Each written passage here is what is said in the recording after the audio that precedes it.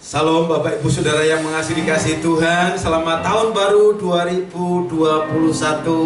Mari kita berjalan menuju kemuliaan. Kita masuk hadirat Tuhan dan saya undang kita semua bangkit berdiri untuk kita masuk ibadah.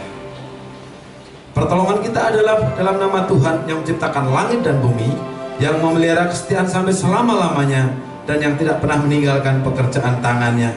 Kasih, karunia, dan damai sejahtera dari Bapa dan Tuhan Yesus dalam persekutuan dengan Roh Kudus menyertai kita sekalian. Amin. Silahkan duduk kembali. Shalom, selamat pagi Bapak Ibu, saudara-saudari sekalian, dimanapun Bapak Ibu berada saat ini. Kami percaya bahwa penyertaan Tuhan luar biasa di dalam kehidupan kita. Mari, walaupun kita dalam ibadah online, kita tetap fokus, kita tetap berdoa, dan kita tetap meminta hadirat Tuhan di tengah-tengah kita. Mari sama-sama kita menyatakan kembali komitmen kita untuk kita mau mengikut Tuhan, mengasihi Tuhan, mencintai Tuhan lebih dari apapun juga.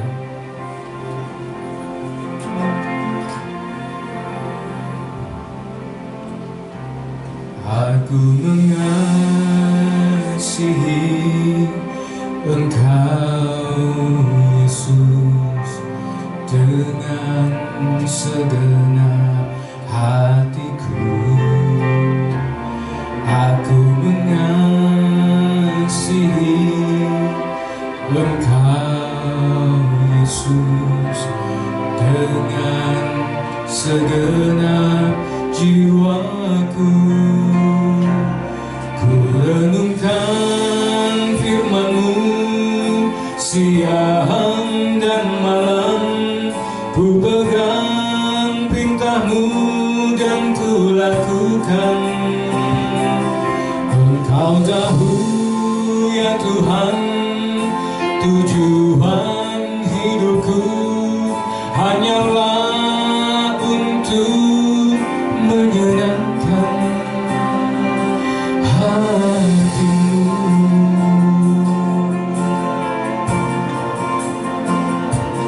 Aku mengasihi Engkau Yesus dengan segenap hatiku. Aku mengasihi Engkau Yesus dengan segenap jiwaku. Ku renungkan firman-Mu siang dan malam, ku pegang perintah-Mu dan ku lakukan. Engkau tahu ya Tuhan, tujuan hidupku hanyalah untuk menyenangkan hati-Mu. Katakan sekali lagi. Ku renungkan firman-Mu siang dan malam, ku pegang perintah-Mu dan ku lakukan. Engkau tahu ya Tuhan, tujuan hidupku hanyalah untuk menyenangkan hati-Mu. Mari semua kita bermasmur buat Tuhan kita. Terima kasih Tuhan, terima kasih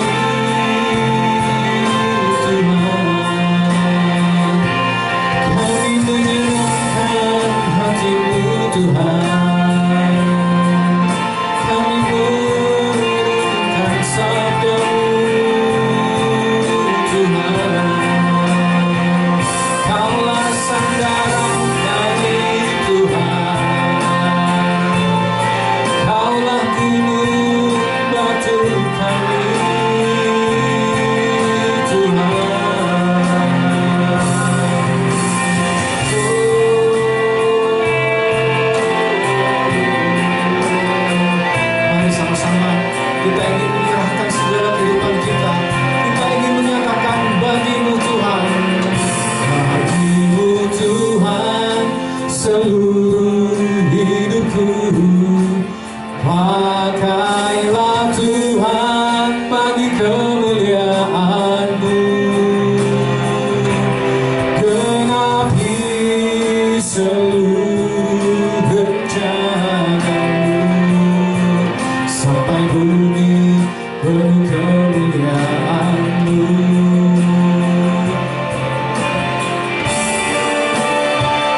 Bagi-Mu Tuhan seluruh hidupku. Pakailah Tuhan bagi kemuliaan-Mu. Genapi seluruh rencana-Mu sampai bumi penuh kemuliaan-Mu.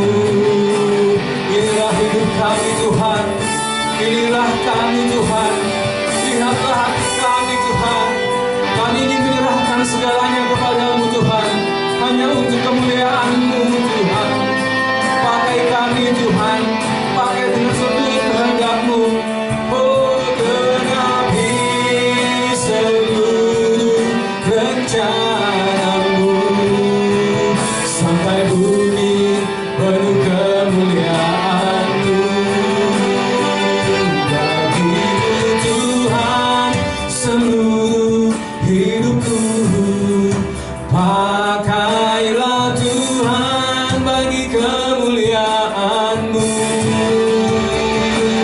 Genapi seluruh rencana-Mu sampai bumi penuh kemuliaan-Mu.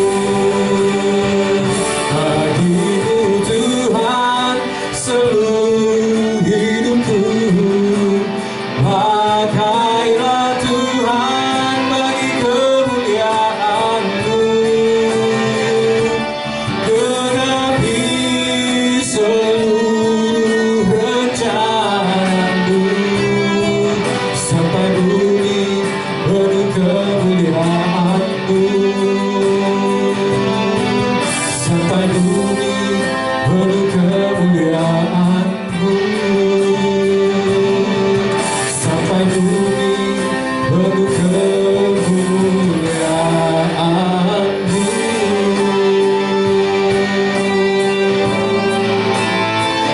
Haleluya.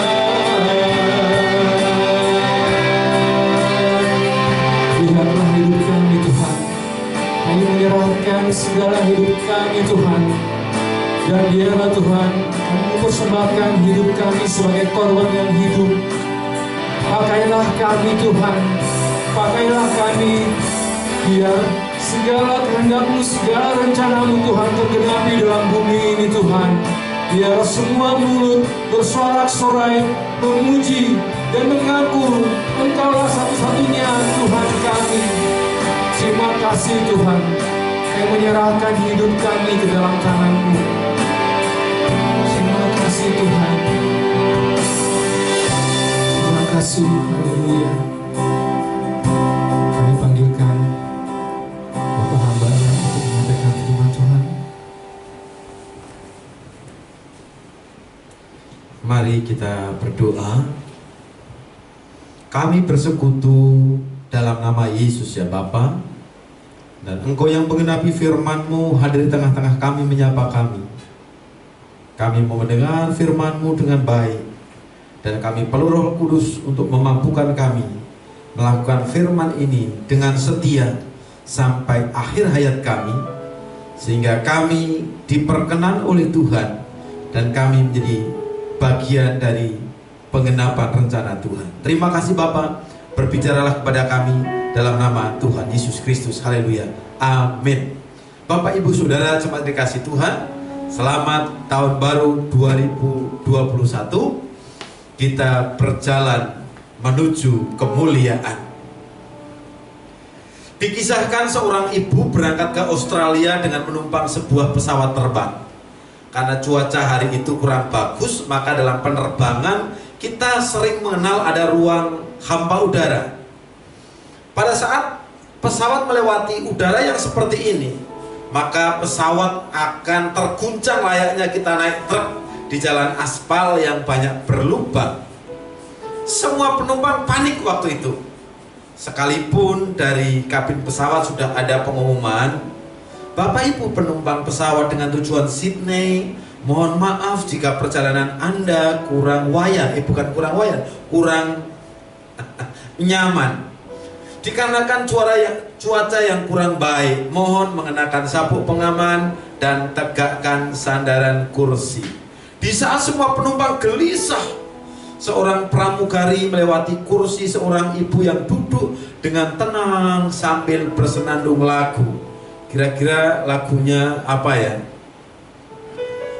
Apakah lagunya bersorak-sorai, orang-orang benar yang dalam Tuhan, jiwaku membumbung tinggi seperti Raja Wali di langit?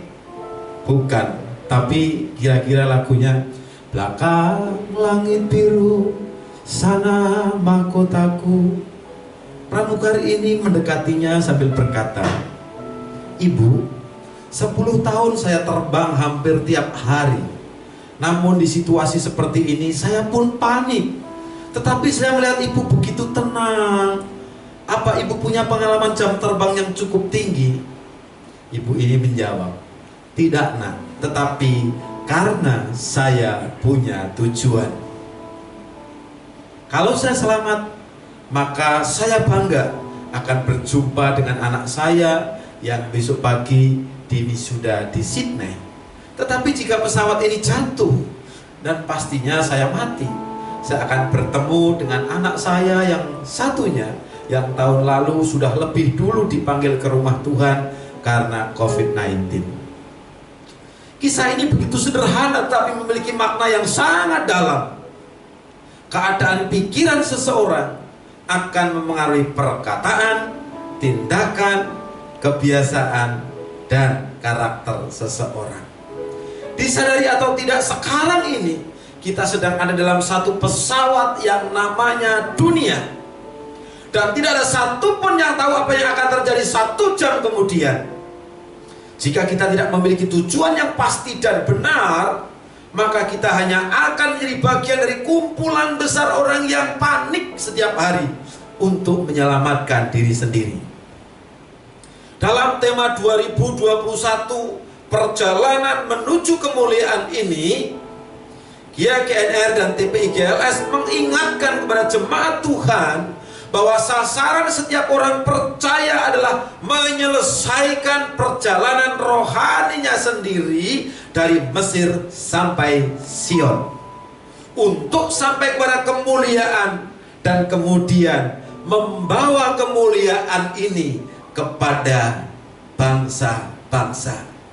Khotbah ini saya sampaikan dengan doa agar Tuhan yang sama yang telah membawa bangsa Israel dari tanah Mesir ke Sion juga akan membawa saudara dari Mesir rohani, dari dunia ini ke Sion yang melukiskan kedewasaan rohani dan kemuliaan Allah. Start dari Mesir, finish di Sion, dan impartasikan ke seluruh dunia. Resiko yang bisa terjadi sepanjang perjalanan menuju tempat yang dituju adalah kadang lapar, haus, kecapean, mabuk, dan mungkin ada serangan-serangan binatang buas atau para begal, para penjahat yang akan mengganggu. Sikap menghadapi semua inilah yang akan sangat mempengaruhi kuat atau lemahnya, sampai atau tidaknya kita tiba di tujuan. Dan bagaimana cara Tuhan mempersiapkan Musa untuk memimpin bangsa Israel berjalan menuju kemuliaan? Karena topik bulan Januari ini adalah persiapan yang menentukan.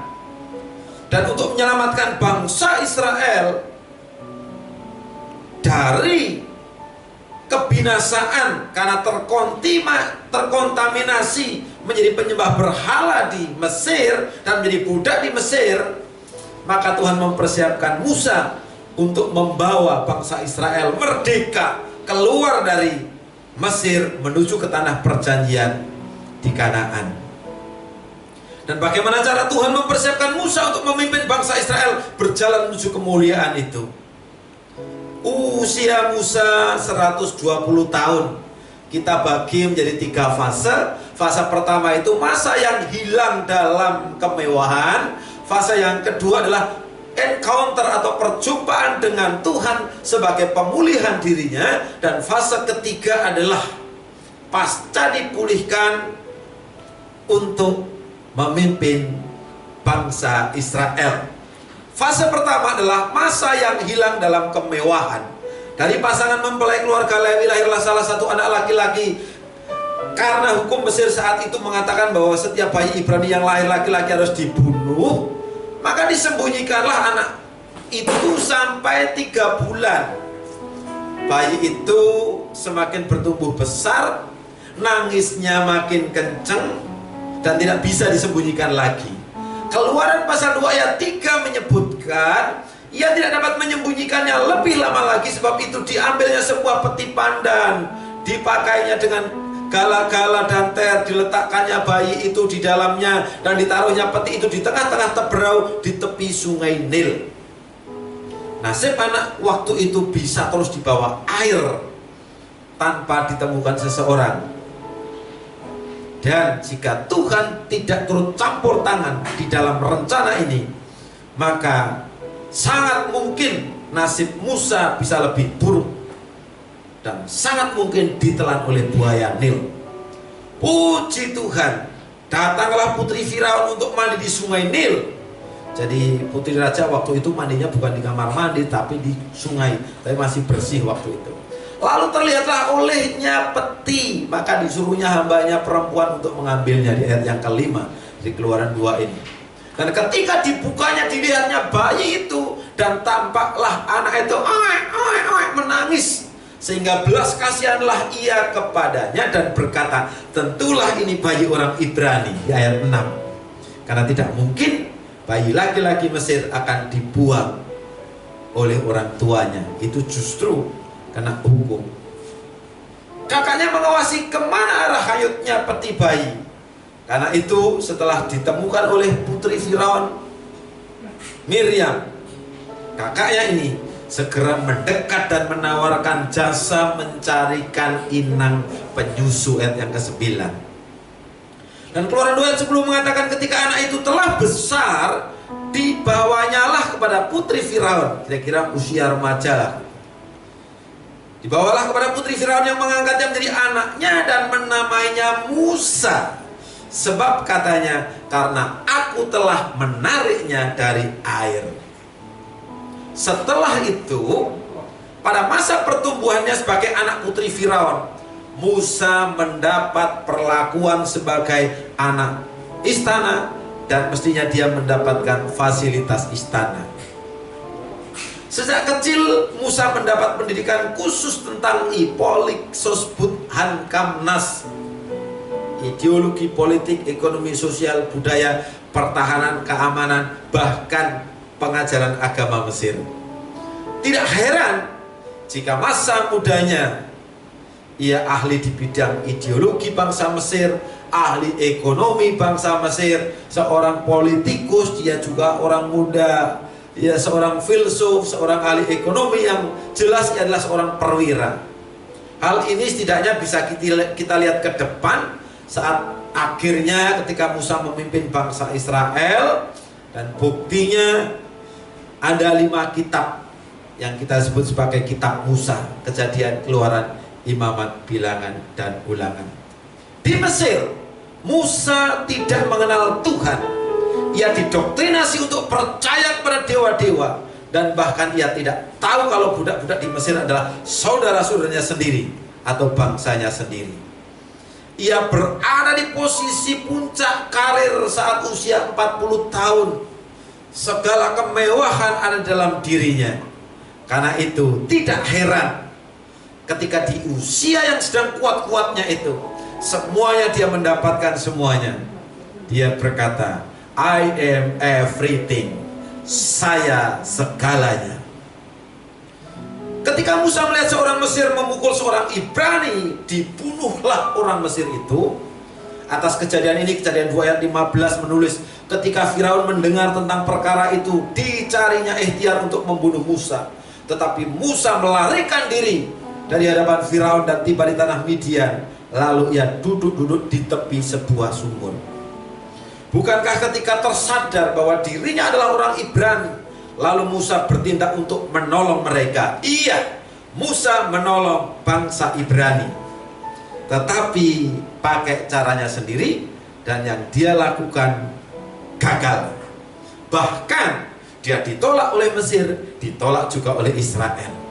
Dan sekarang ia menjadi pelarian politik yang tidak punya jaminan lagi. Di fase pertama ini, ketika seseorang mengatakan I am everything, saya adalah segalanya, maka siap-siaplah untuk gagal. Beginilah firman Tuhan di kemudian hari dalam Yeremia 17 ayat 5. Terkutuklah orang yang mengandalkan manusia, yang mengandalkan kekuatannya sendiri, dan yang hatinya menjauh daripada Tuhan. Apa yang menjadi kebanggaan saudara hari ini? Saudara tidak boleh pongah katakan I am everything, tapi mengucap syukurlah atas apa yang ada itu, karena semua yang dari Tuhan, Tuhan yang harus dipermuliakan. Itu fase yang pertama. Ketika kita mengatakan aku adalah segala-galanya, itu adalah kegagalan seseorang. Fase kedua, perjumpaan Musa dengan Tuhan sebagai pemulihan dirinya. Ia melarikan diri ke padang gurun terpencil, dan di sana ia menjadi seorang penggembala kambing domba. Ia bekerja untuk mertuanya, mengalami nasib seorang pangeran yang tak berdaya. Dan saat-saatnya sekalipun ia memiliki pendidikan tinggi, tetapi ia tidak memiliki pekerjaan yang memadai. Sepanjang 40 tahun di padang gurun Midian, ia tidak melakukan sesuatu apapun yang baik bagi orang Israel. Mungkin saja ia sudah merasa dirinya seorang yang gagal. Hidup terasa sia-sia tanpa urapan Tuhan. Kenapa? Belum ketemu dengan Tuhan. Tidak ada sesuatu pun yang bisa dibanggakannya. Tetapi setidaknya satu hal yang harus kita belajar dari sikap Musa, ia telah mengambil keputusan yang amat penting dalam hidupnya. Ia meninggalkan harta kekayaan, jaminan sosial, dan kemuliaan sebagai pangeran, dan memihak kepada bangsa Israel yang tertindas dan diperbudak oleh Firaun.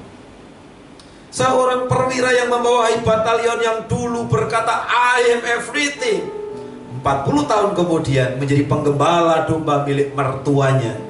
Sekarang Musa nothing, gak ada apa-apanya. Tetapi justru ketika ia menyadari I am nothing, disitulah Allah mulai hadir padanya, dan riwayat pemanggilan dan pengutusannya mulai berjalan. Pertama, Musa mengalami encounter atau perjumpaan secara pribadi dengan Tuhan melalui semak duri terbakar di Keluaran 3 ayat 2. Sampai di sini Musa penasaran, ingin tahu, karena ia seorang yang rasionalis. Yang kedua, Allah berbicara kepada Musa melalui semak duri yang terbakar di tanah Midian. Musa merasa gentar karena Allah berfirman kepadanya. Namun Allah berfirman bahwa Allah memanggil Musa untuk menjadi seorang pemimpin bagi bangsa Israel di tanah Mesir. Musa sadar bahwa dirinya sedang berhadapan dengan Raja semesta alam yang bernama Aku adalah Aku. Tuhan berkenan menjadikan dirinya juru bicara bagi bangsa Israel. Tuhan mengutus Musa untuk membebaskan umatnya keluar dari penindasan di Mesir dan menuju ke tanah perjanjian Kanaan.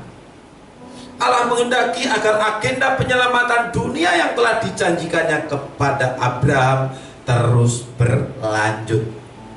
Ini pertemuannya dengan Tuhan justru terjadi pada saat dia nothing. Jadi hari ini, jika saudara tidak memiliki apapun, sadarilah itu. Jangan ikut filosofi biar miskin yang penting sombong. Tapi Musa dia katakan benar-benar dia nothing. Dan ketika dia menyadari tidak berdaya, dia bertemu dengan Tuhan dan Tuhan beracara. Fase ketiga, Musa diutus oleh Tuhan untuk memimpin perjalanan. Ia kembali ke Mesir sebagai utusan Allah. Pergumulannya yang berat melahirkan visi atau gambaran masa depan yang jelas dan lebih baik yang mestinya datangnya dari Tuhan. Dan pertemuannya dengan Tuhan telah mengubah paradigma atau pola pikirnya. Ketika ia dalam posisi I am everything, semua keberhasilannya hanyalah kesuksesan semu, bahkan harus berakhir dengan kegagalan. Ketika ia dalam posisi I am nothing, disitulah Allah berkenan hadir untuk beracara dengannya. Dan fase yang ketiga ini luar biasa. Ketika Musa mengalami encounter, ketika Musa mengalami perubahan hidup, ketika Musa mengalami pertobatan, sekarang ia mengatakan God is everything. Allah adalah segalanya. Dan segala yang dikerjakannya adalah untuk memuliakan nama Tuhan. Dan pertemuannya dengan Tuhan, kesadarannya bertemu dengan Tuhan, semangat patriotnya lahir kembali untuk memerdekakan Israel dari perbudakan secara fisik, untuk membawa bangsa Israel beribadah kepada Allah yang benar, dan untuk memimpin bangsa Israel kepada tanah perjanjian. Bapak Ibu Saudara yang kasih Tuhan, senjata di tangan Musa tanpa Tuhan hanya mendatangkan malapetaka bagi dirinya. Tongkat di tangan Musa hanya mampu menggembalakan kambing domba. Tetapi tongkat di tangan Musa yang diserahkan kepada Tuhan mampu menggembalakan satu bangsa yang tertindas merdeka menuju tanah perjanjian. Dalam perjalanan menuju kemuliaan ini, Bapak Ibu Saudara yang kasih Tuhan, mari kita meneladani sikap berdoa seperti Nehemia, taat seperti Daniel, memimpin seperti Musa, melayani seperti Marta, percaya seperti Maria, kuat seperti Daud, mendidik seperti Paulus, membangun seperti Nuh, dan mengasihi seperti Yesus. Selamat tahun baru 2021. Selamat menikmati perjalanan menuju kemuliaan. Terima kasih Bapa di surga. Hari ini kami sudah mendengar firman Tuhan. Ampuni kami ketika selama ini kami sombong dan kami mengatakan I am everything. Kami bertobat. Dan sesungguhnya I am nothing. Kami tidak ada apa-apanya. Dan jika kami ada sesuatu dalam hidup kami, ini semua milik Tuhan. Karena itu kami katakan God is everything. Allah adalah segala-galanya. Mari Tuhan beracara kepada kami. Pakai kami sesuai dengan kehendak-Mu, agar kami dimampukan berjalan bersama dengan Tuhan di bawah pimpinan dan pengurapan Roh Kudus sampai kami kepada kesempurnaan. Roh, jiwa, dan tubuh kami terpelihara sempurna sampai Maranatha, kedatangan Tuhan kembali. Terima kasih Bapa di surga, terima kasih. Dan kami sambut tuntunan Tuhan, penyertaan Tuhan, berkat Tuhan, pemeliharaan Tuhan, dalam nama Yesus Kristus. Amin. Amin. Terima kasih Pak Titus buat khotbahnya pada minggu pagi hari ini. Semoga khotbahnya, firman yang disampaikan menjadi rema buat kehidupan kita pada pagi hari ini. Bapak Ibu, kita masih tetap melanjutkan ibadah online kita sampai kita belum tahu sampai kapan. Tapi yang jelas kita masih tetap ibadah online karena kita masih dalam masa pandemi. Saya ingin mengajak Bapak Ibu Saudara-saudari sekalian, saya juga sudah izin sama Pak Titus, bagi Bapak Ibu yang punya kerinduan untuk bersaksi, menjadi saksi buat pekerjaan Tuhan, menjadi saksi kebesaran Tuhan, saya mengajak Bapak Ibu untuk mengambil bagian dalam ibadah online kita. Ya, dari sana mungkin kita akan membuat acara, ada kesaksian dari jemaat-jemaat yang di GAGLS yang dipakai oleh Tuhan. Pasti ada mujizat Tuhan, keajaiban Tuhan, penyertaan Tuhan. Tapi kalau itu saya rasa tidak diberitakan, tidak dikumandangkan, jangan sampai sesuatu hal itu yang pekerjaan Tuhan itu sampai berhenti di kita. Seperti tadi pagi, saya sebelum berangkat ke sini, saya mendapatkan suatu ada masalah sedikit di keluarga. Tapi berkat bantuan Tuhan, berkat kita udah di hidup baru, semuanya itu terselesai dengan kehendak Tuhan. Jadi berkat masalah itu juga, akhirnya kita lebih bisa mengambil keputusan yang mana yang bisa lebih cepat dan mana yang bisa lebih baik. Nah, di situ saya merasakan kehadiran Tuhan, penyertaan Tuhan, campur tangan Tuhan, itu luar biasa. Saya mengajak Bapak, Ibu, Saudara-saudara sekalian semuanya untuk mari kita sama-sama mengambil bagian apapun itu penyertaan Tuhan, apapun itu kasih Tuhan, mari kita kabarkan kepada teman-teman kita, kepada saudara-saudara kita bahwa Tuhan kita itu hebat dan Tuhan kita itu benar-benar ada dan Tuhan itu benar-benar mengasihi kita. Mari saya mengajak Bapak, Ibu, saudara-saudara sekalian semuanya. Oke, untuk pengumuman yang kedua, bagi Bapak Ibu, karena kita masih dalam ibadah online, persembahan kasih dari buat gereja masih tetap dilewatkan ke rekening BCA Gia Kelapa Gading nomor 4133989989.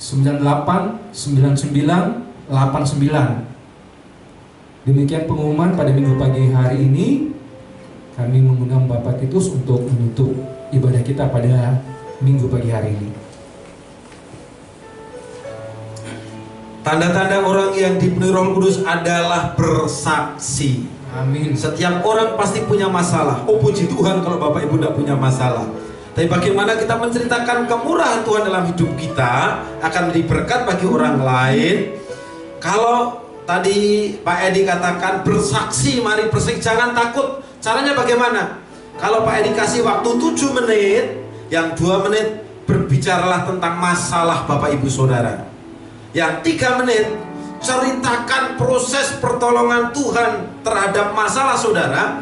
2 menit terakhir sampaikan apa yang sedang dan akan saudara kerjakan setelah ditolong oleh Tuhan. Begitu Pak Edi ya? Amin. Tuhan memberkati. Mari kita bangkit berdiri. Kita akan akhiri ibadah sekarang ini. Bapa di surga, kami bersyukur kami awali 2021 ini di dalam Tuhan Yesus Kristus. Seluruh hidup kami adalah milik Tuhan. Ialah kami boleh berserah kepada Tuhan dan kami taat kepada Tuhan. Kami tidak mengeluh, kami tidak bersungut-sungut, dan kami perlu Roh Kudus untuk senantiasa mengajar kami agar kami taat tanpa syarat kepada Tuhan. Sebentar kami akan berpisah bila pertolongan Tuhan itu cukup bagi kami, karena bersama dengan Yesus kami aman. Kami buka hati kami, kami angkat tangan kami. Mari Tuhan berkenan memberkati kami. Mari jemaat Tuhan, terimalah berkatnya. Tuhan memberkatimu dan Tuhan melindungimu. Tuhan menyinarimu dengan wajahnya dan Tuhan memberikanmu kasih karunia. Tuhan menghadapkan wajahnya kepadamu dan Tuhan memberikanmu damai sejahtera. Terimalah berkatnya dalam nama Bapa, Putra dan Roh Kudus. Nama di atas segala nama, dalam nama Tuhan Yesus Kristus. Amin.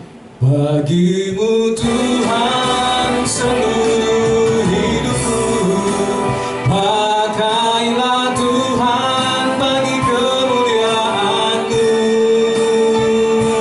genapi seluruh rencana-Mu, sampai bumi penuh kemuliaan-Mu,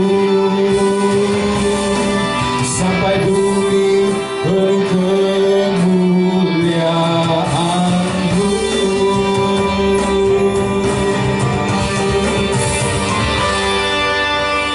Mari Bapak Ibu kita istirahat dulu sejenak. Haleluya, amin.